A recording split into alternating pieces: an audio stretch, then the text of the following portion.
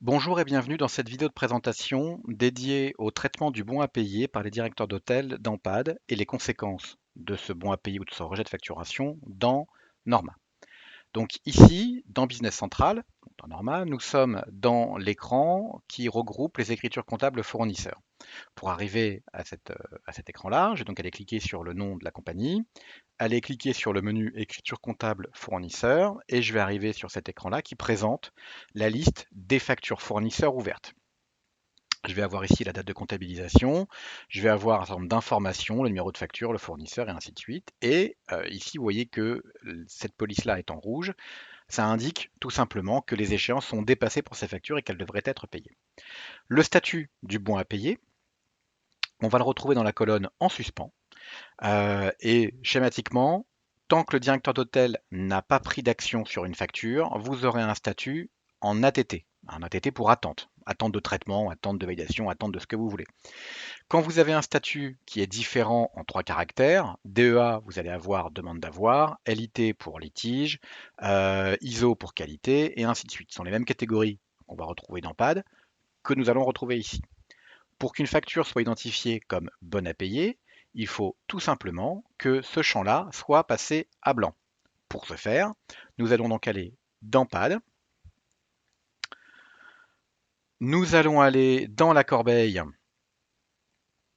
de validation du directeur d'hôtel. On va prendre cette facture-là, donc pour 393,62 € hors taxe, et nous allons considérer que cette facture est bonne à payer.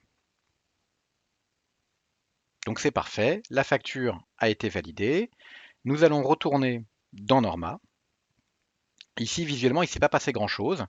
Je vais tout simplement revenir sur le menu principal. Je vais revenir sur les écritures comptables fournisseurs. Et eh bien, nous avons un temps de traitement qui est un tout petit peu plus long que ce à quoi je m'attendais. Et donc, nous allons laisser quelques instants au système pour se mettre à jour, ce qui ne devrait pas prendre trop longtemps. Donc, j'en profite pour naviguer un petit peu.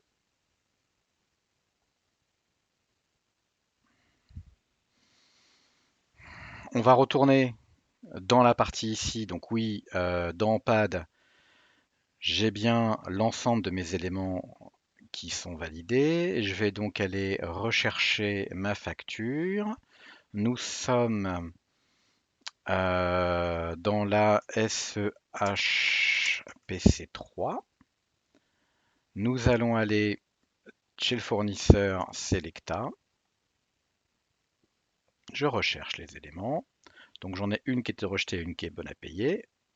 Je vais retourner sur la facture, voir ce que m'indique le workflow. Donc le workflow m'indique que le système a envoyé le bon à payer dans Norma. Donc je vais retourner dans mon système, renaviguer. Voilà. Et donc là, on voit que sur cette facture qui a été validée ici, nous avons le bon à payer qui est passé à blanc. Le motif suspens est passé à blanc. Ça veut dire que cette facture est bonne à payer. On n'aura jamais pour le bon à payer BAP. Jamais. Le standard dans Business Central, c'est que le suspens blanc équivaut à bon à payer. Donc maintenant, nous allons aller voir l'autre facture qui est ici en demande d'avoir, dans Strato ici. Donc nous allons sortir de là. Je vais retourner dans mes corbeilles. Je vais aller chercher les factures rejetées. Ici. Donc SEHPC3, Selecta, je vais ouvrir la facture.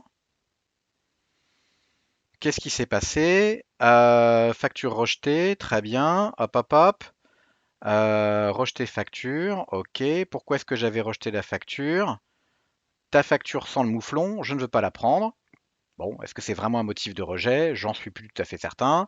Je vais retourner sur la pièce. Euh, je vais cliquer sur retour. Et je vais la remettre dans le circuit.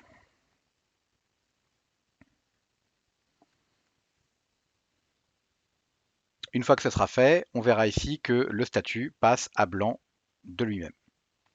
Voilà.